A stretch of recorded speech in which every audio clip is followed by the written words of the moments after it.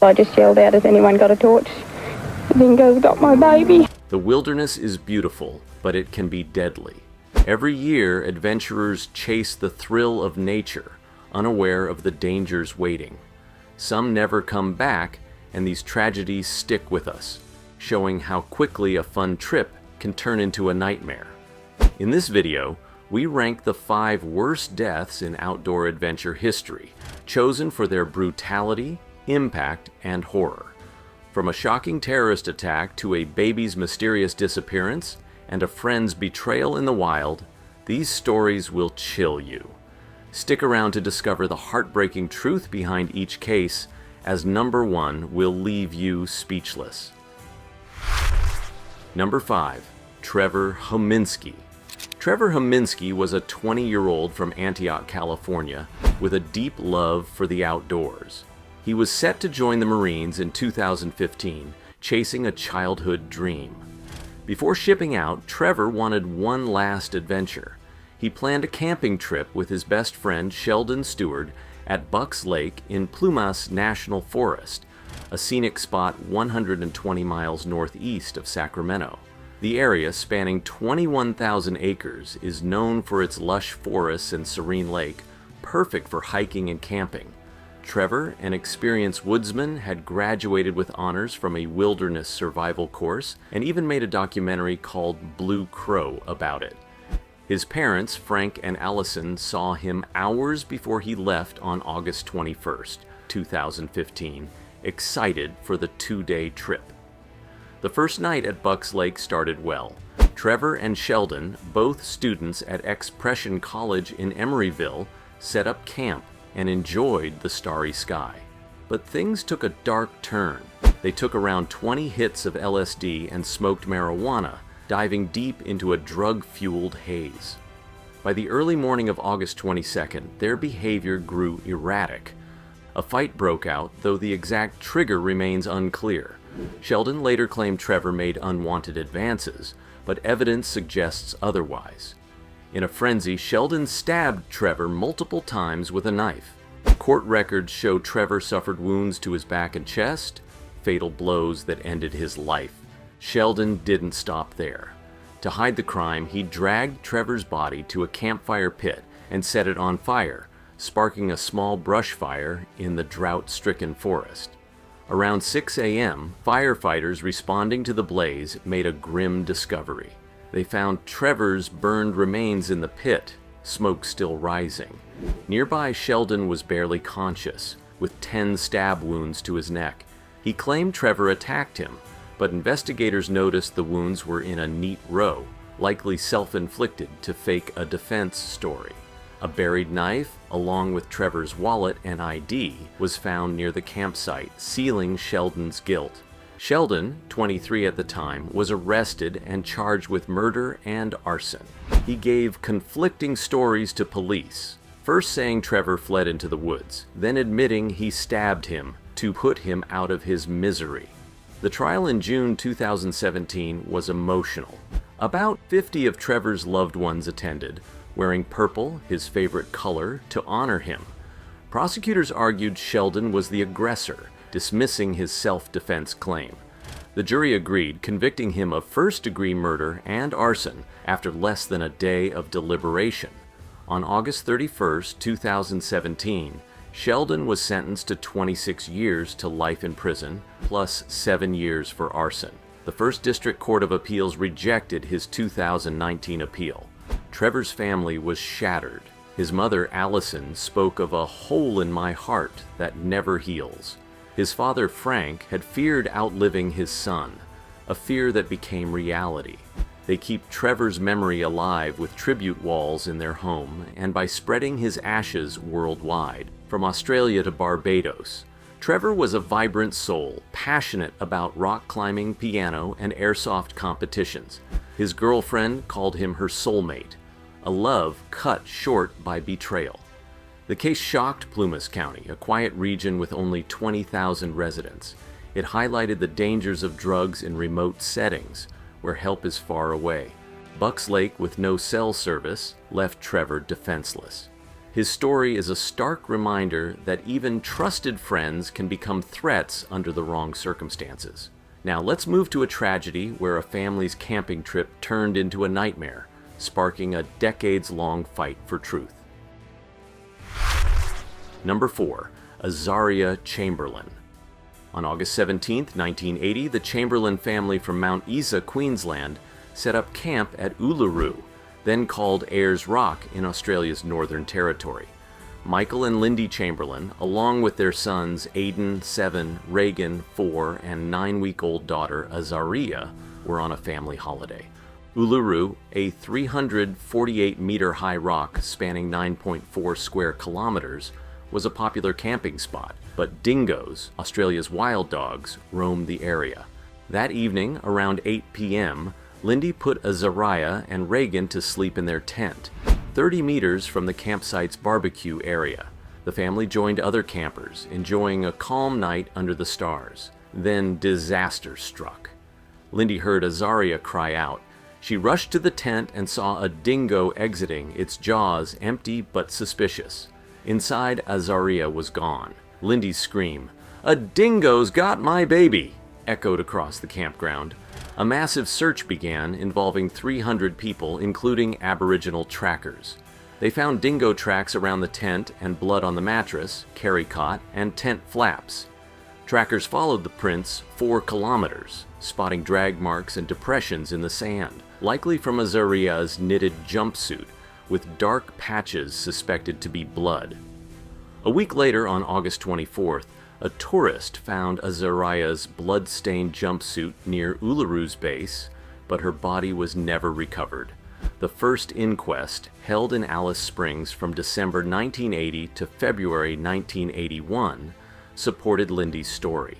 Coroner Dennis Barrett ruled a dingo took Azaria, criticizing the Northern Territory Police for sloppy work. But some officers doubted the dingo theory, believing dingoes couldn't carry a 4.5 kilogram baby. In 1981, a second inquest relied on flawed forensic evidence, like supposed fetal hemoglobin in the family's Holden Torana car, later found to be sound-deadening compound. The prosecution claimed Lindy cut Azaria's throat in the car, hid her body in a camera case, and staged the dingo story. On October 29, 1982, Lindy was convicted of murder and sentenced to life in Darwin's Berrima prison. Michael was convicted as an accessory, receiving an 18-month suspended sentence. The case gripped Australia, dividing public opinion. Media fueled rumors mocking Lindy's Seventh-day Adventist faith and Azaria's name, falsely claimed to mean sacrifice in the wilderness. Lindy spent over 3 years in prison. Then, in February 1986, a breakthrough came. While searching for a British tourist who fell from Uluru, police found Azaria's missing matinee jacket near Dingo Lairs, 150 meters from the jumpsuit. This backed up Lindy's claim that Azaria wore it. On February 7th, Lindy was released, and a 1987 Royal Commission found the evidence against her unsound. On September 15, 1988, the Northern Territory Court of Criminal Appeals overturned all convictions. In 1992, Lindy received $1.3 million in compensation. A fourth inquest in 2012, led by coroner Elizabeth Morris, officially ruled Azaria died from a dingo attack, issuing an amended death certificate. The tragedy left the Chamberlains scarred. Their marriage ended in 1991, and their sons faced years of public scrutiny. The case, one of Australia's most publicized, inspired the 1988 film A Cry in the Dark, with Meryl Streep as Lindy. Let's turn to a story where a peaceful hostel stay became a scene of unthinkable violence. Number 3, Mia Ayliffe-Chung and Thomas Jackson. Mia Ayliffe-Chung, a 21-year-old from Wirksworth, Derbyshire, and Thomas Jackson, a 30-year-old from Congleton, Cheshire, were backpackers chasing adventure in Australia.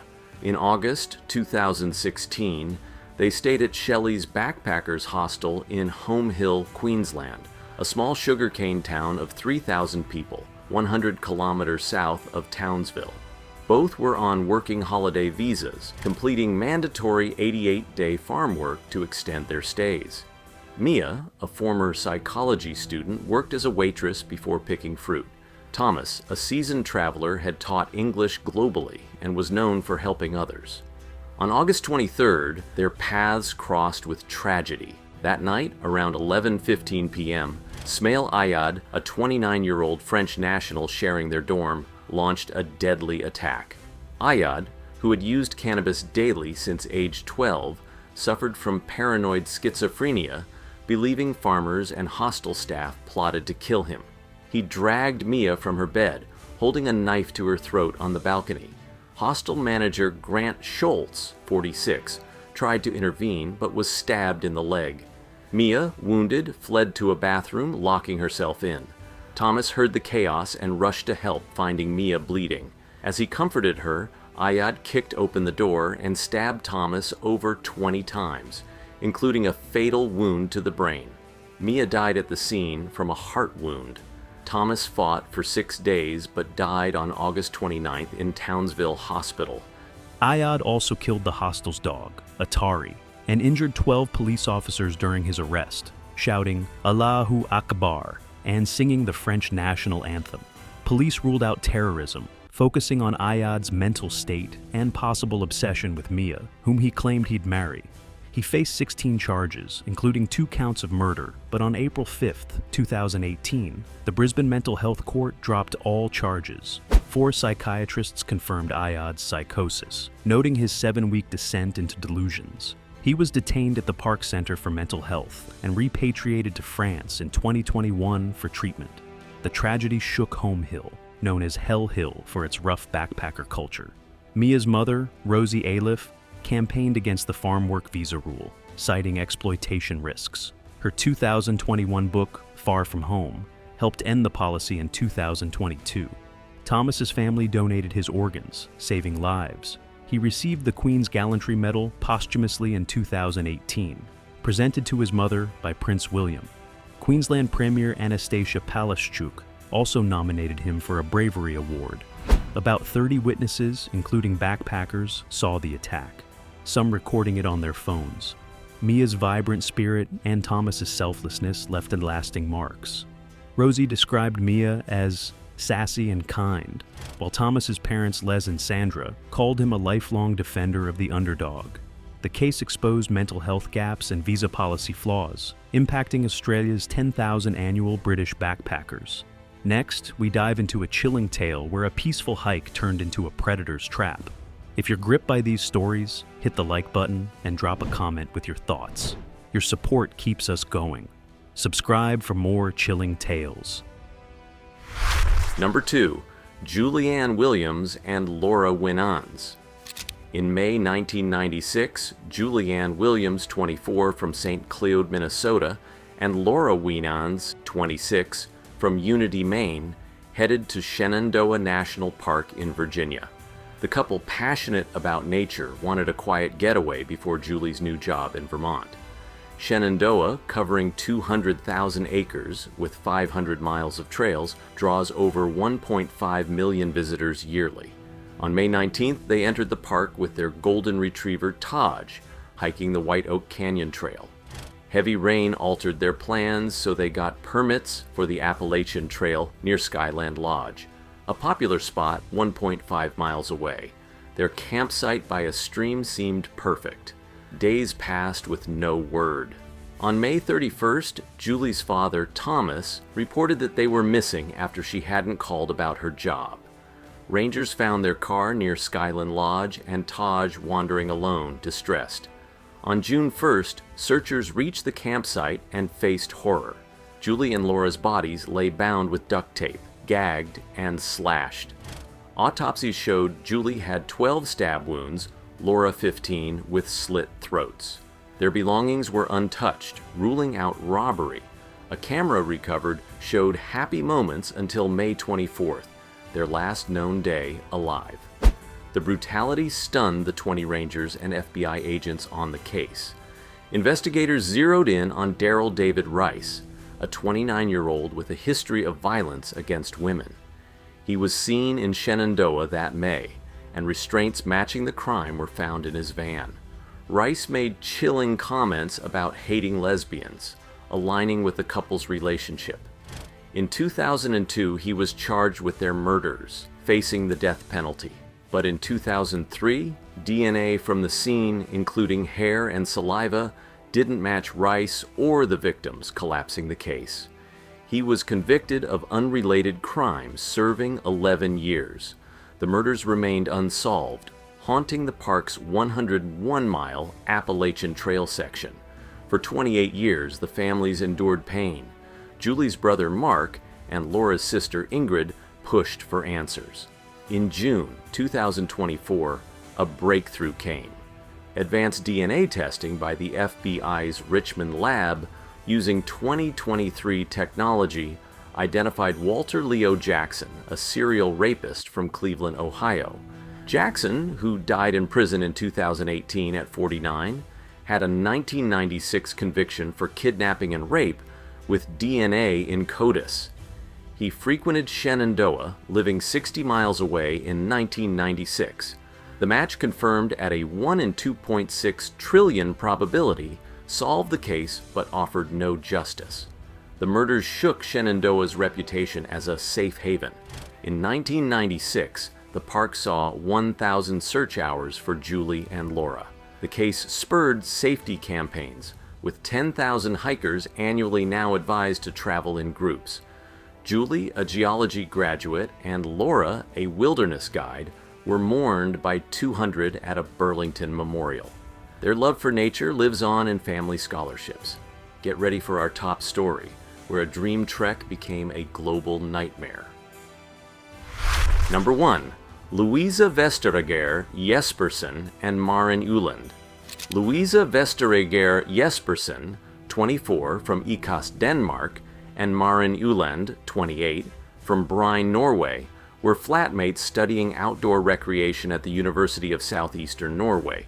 In December 2018, they embarked on a month-long holiday in Morocco, arriving on December 9th. Both were training to become tour guides and loved hiking. Their plan was to trek Mount Toubkal, North Africa's highest peak at 4,167 meters, located 10 kilometers from Imlil, a village of 4,000 in the Atlas Mountains.